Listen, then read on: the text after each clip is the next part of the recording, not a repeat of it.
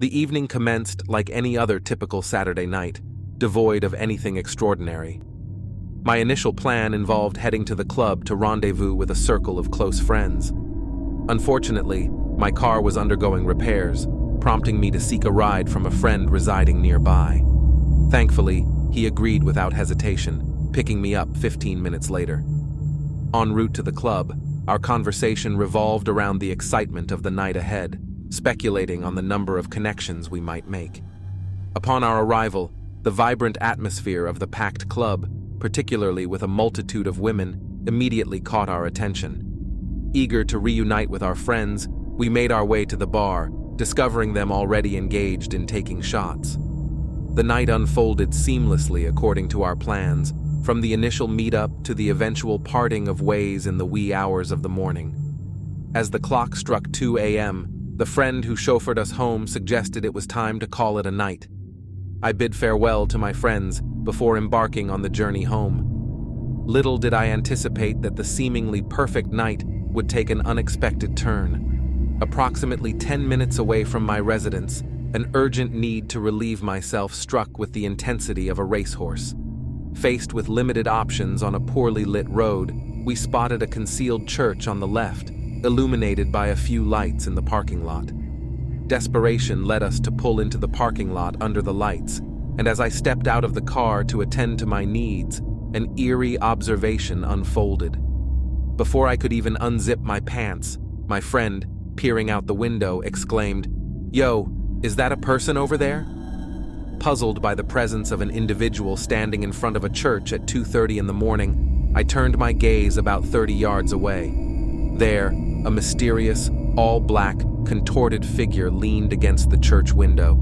The unnatural stance immediately convinced me that I was not looking at a human. For a nerve-wracking 30 seconds, I observed the figure, waiting for any sign of movement or sound, but it remained frozen in the same chilling position. Terrified, I abandoned the idea of relieving myself and hastily retreated to the safety of the car, no longer in need of a bathroom break. My friend, now visibly distressed, accelerated away, but abruptly stopped when the figure disappeared from view. A brief pause ensued as he contemplated, "Wait, let me make sure it's not a person." In a daring move, he reversed the car for a mere 3 seconds, only to find the spot vacant. Filled with horror, he sped out of the parking lot, narrowly avoiding a potential accident while rejoining the main road. The entire journey home was accompanied by the rush of adrenaline as we attempted to unravel the mystery of what had just transpired. Upon finally reaching home, a sense of relief washed over me, but the night of terror at the church remains etched in my memory, a haunting experience that will persist for the rest of my life.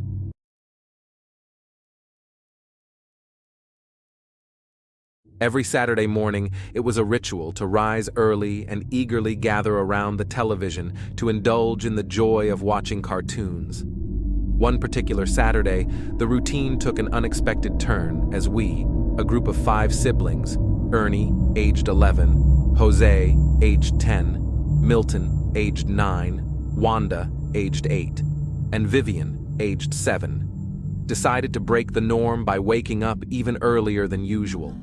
The atmosphere in the room was filled with exuberance as we made a considerable amount of noise, joyfully jumping on the bed and unleashing our youthful energy with shouts and screams. At approximately 2:45 a.m., a sudden chill permeated the air, sending shivers down our spines for reasons unbeknownst to us. As if guided by an unseen force, all 5 of us simultaneously directed our attention towards the entrance of the bedroom, strategically positioned at the front of the house on the 2nd floor.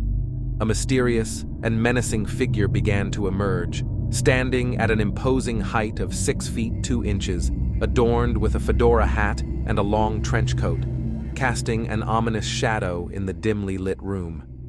The peculiarities did not end there. The figure appeared to glide, and the length of the trench coat obscured any view of feet. With an eerie precision, the figure extended its right hand and abruptly extinguished the light in the room before proceeding to ascend to the 3rd floor. A collective gasp escaped our lips as we witnessed this surreal encounter. Frightened and bewildered, we sought refuge under the covers, screaming for our parents, Ernesto and Carmen. In a frantic response, our parents hurried to the second floor to investigate the commotion. As we recounted the unnerving events, our father Ernesto, in an attempt to soothe our fears, informed us that it was merely a ghost, instructing us to remain silent. In a desperate bid to restore a sense of normalcy, Dad Ernesto attempted to illuminate the room, only to discover that the lights were unresponsive. Despite reassurances from our parents to return to sleep, the residual fear lingered, prompting us to descend the stairs with them. It was during this descent that an inexplicable occurrence unfolded. The lights flickered on autonomously, and from that ominous night forward, they never functioned properly again, behaving erratically with intermittent flickering. 2 decades later, a chilling revelation unfolded as some of the siblings gathered to watch an episode of The Outer Limits. A phone call to a sibling to turn on the show resulted in shared astonishment as the shadowy figure with the fedora and trench coat, identical to the one witnessed during that fateful night, appeared on the screen. The siblings unanimously agreed that the figure was an eerie resemblance to the entity etched in their childhood memories, sending shivers down their spines once again.